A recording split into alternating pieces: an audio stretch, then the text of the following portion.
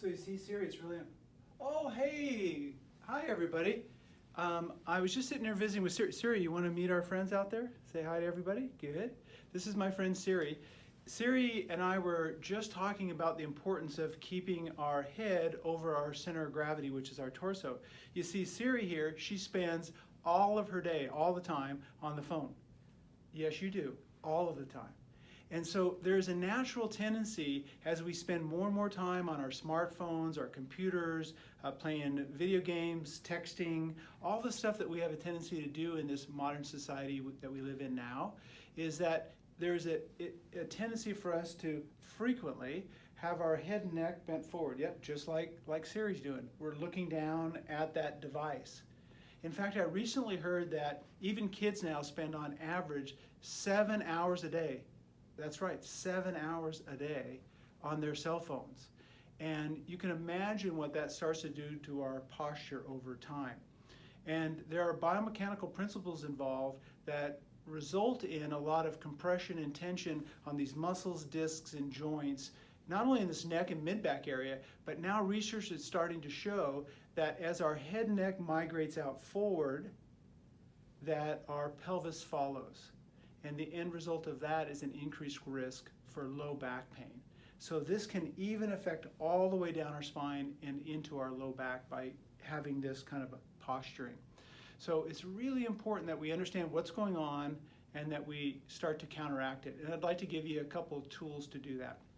So Siri, would you give me some help here to demonstrate what this principle, how exactly it works?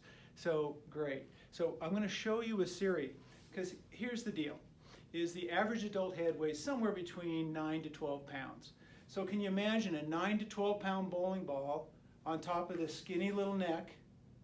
And again, when our posture is good, we should be carrying that bowling ball directly over our body, our torso, because that's where our center of gravity is.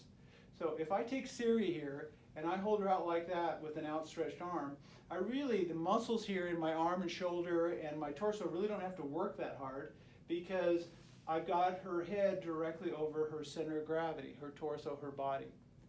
And so it's balanced and it doesn't take a lot of work, and I can do that all day long and I don't end up with a lot of tension and muscle tightness and headaches and stuff like that. But as we spend more and more of our day with our head forward, whether it's on the phone or on a computer or whatever it happens to be, you see, as we start to migrate our head and neck forward, it literally feels as if somebody's putting more weight on top of that head. It feels like the bowling ball is getting heavier. In fact, I don't know if you can see it, but my muscles are having to work harder and they're starting to quiver a little bit. If I go far enough, it's almost like I have to reach out with more muscle in order to balance that head, and that's exactly what your body does. It causes more and more muscle contraction as it's trying to balance this. Think of it like reins on a horse. If those horses start to try to bolt, what happens is the reins get tighter and we have to pull back more to keep the horses from taking off, right? Well, your body does the same thing. As we carry our head and neck out in front of our torso, which is our center of gravity, all of these neck muscles come out onto your shoulder, between your shoulder blades, and now we know that your pelvis starts to go forward, tilt forward, and that can result in increased tension all the way down your spine into your low back. So it's really, really important that we train ourselves not to do this.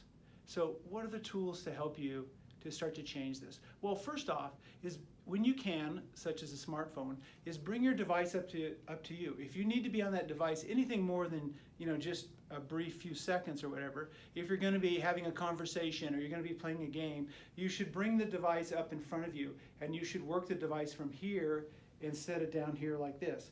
Now I know at first that may feel strange, but it's only because you're used to having it down here and this seems odd or strange.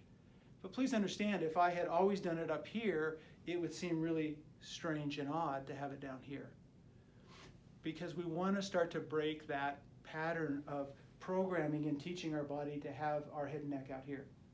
I would challenge you the next time that you are in a place where there's lots of people, whether it's a fair or at the grocery store or whatever, I challenge you to look at people from the side, and I'll bet you that somewhere close to 50% of everyone you look at, 50%, half of those people will probably be walking around with their head and neck out here.